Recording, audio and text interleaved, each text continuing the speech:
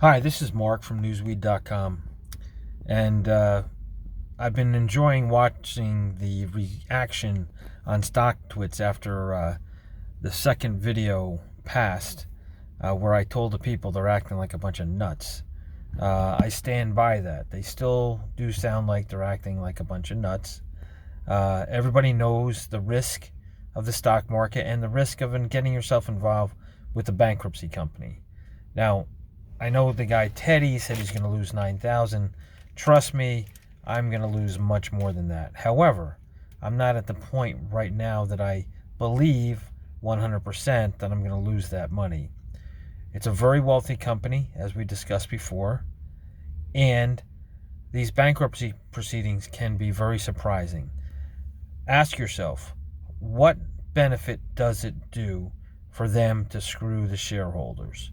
Don't think about, oh, they should give us money because we own the shares. Don't think that way. That's not the way business is done. First of all, Endo went into this because they had a lot of claims and potentially many more than they're going to settle now with opioid victims, which indeed they were victims. Do I think it stems more from the FDA approving this without regulation? Yes. But still, the companies took advantage and they sold opioids to people and they got them addicted and they didn't put enough warnings out. So even though most government agencies are incompetent, like the FDA who approved these opioids, business people should be more competent than the government. Now, the judge moving this along is a good thing, and again, it has a lot to do with the timing of the decision by the Supreme Court. It seems as if rumors have it that the Supreme Court is going to approve and uphold the circuit court's decision for the Purdue Pharma people. Let's see what happens. Again, I think that they may say, okay, we withhold the bankruptcy judgment, but we can also sue you criminally, Purdue people, because you put your money into this to try to, your personal money into this to settle it, which pierces the corporate veil. Now, as far as Endo goes, yes, February is a time frame in which they have exclusivity on presenting a plan. It's a very short time away. Just about anything can happen. But one thing I can tell you, it's not going to happen because of stockholders. Now, I do like the idea of contacting the Irish Times and the Irish Echo.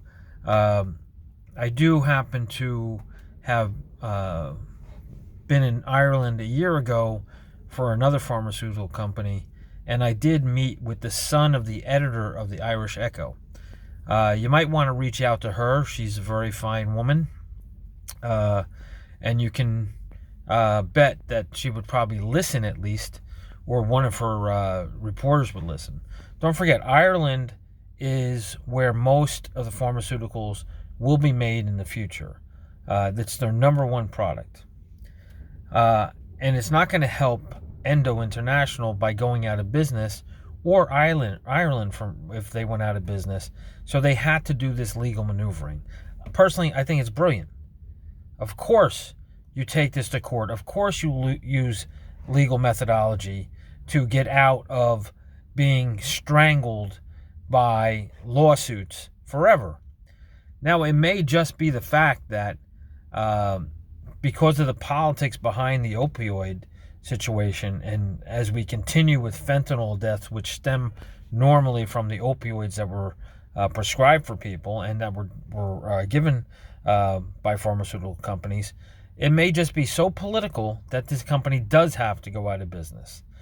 Now, taking it out of business and selling it off to Tenzer or another company is where things get a little sticky. And probably if Endo was smart, they would say, okay, if you had shares in Endo, well, then you have the ability, maybe we'd have to buy shares at a discount, or our shares would transfer, 10 from one share of Tenzer. That to me is a compromise, and, I'd go for that too. People screaming, oh, we should get this much money or that much money. That's not going to play good with politics. That's going to really look bad.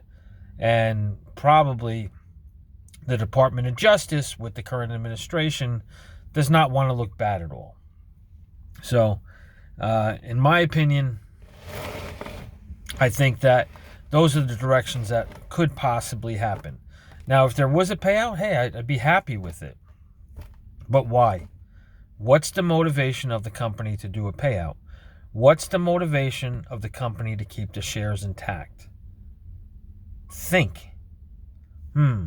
I got all these parents who had kids that died. I have all these kids that had parents that died. I'm in an American court. Fentanyl is ravaging cities. Homelessness is a direct effect of the opioid crisis. What is it that's going to motivate me to want to keep this company intact and politically get away with it? It's not going to happen. So something drastic has to happen here. And the only thing that would be best is if they made settlements with everybody agreed, and